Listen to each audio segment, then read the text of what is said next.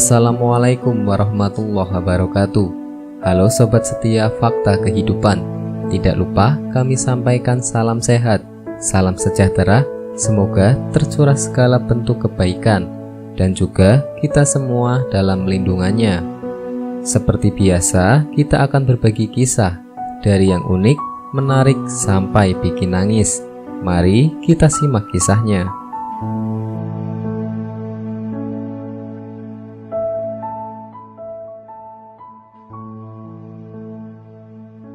Kisah nyata, hina nenek penyapu jalanan. Direktur ini terdiam setelah melihat di balik jaket sang nenek. Jangan melihat seseorang dari penampilan luarnya saja. Itulah sepatah kata yang seharusnya terus diingat oleh kita semua untuk tidak meremehkan orang lain. Boleh jadi seseorang yang kita anggap hina justru memiliki kedudukan yang lebih tinggi. Itu juga yang hendak disampaikan dalam sebuah kisah yang kini beredar di media sosial. Disebutkan dalam cerita tersebut, seorang wanita berusia 40 tahun yang baru saja menjadi direktur di suatu perusahaan datang membawa anaknya ke kantor untuk makan.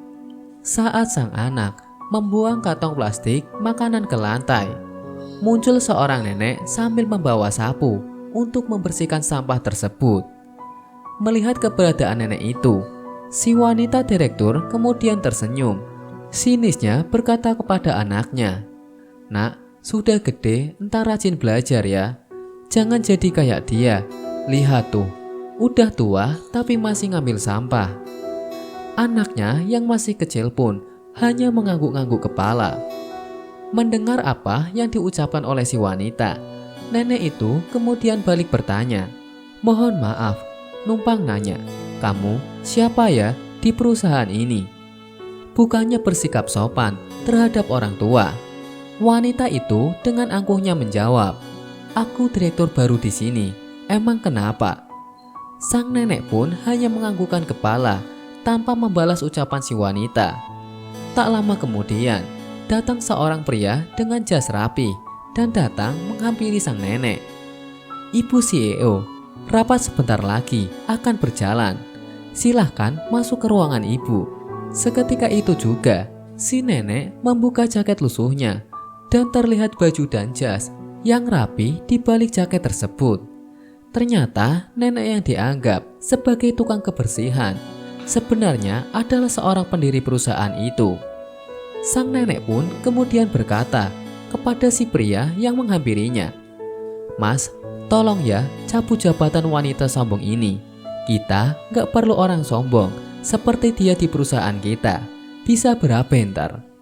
Pria itu pun mencatat nomor pekerja wanita angkuh itu. Dan di hari itu juga si wanita pun dipecat. Wanita angkuh itu hanya terdiam dan tidak mampu berkata-kata. Sang nenek pun berkata pada si anak wanita, "Aku memecat mamamu. Berharap kamu mengerti. Menjadi orang besar bukan ditentukan dengan kepintaran orang itu. Tetapi bagaimana kita, orang besar, mampu menghargai orang-orang yang rendah di bawah dan membantu mereka."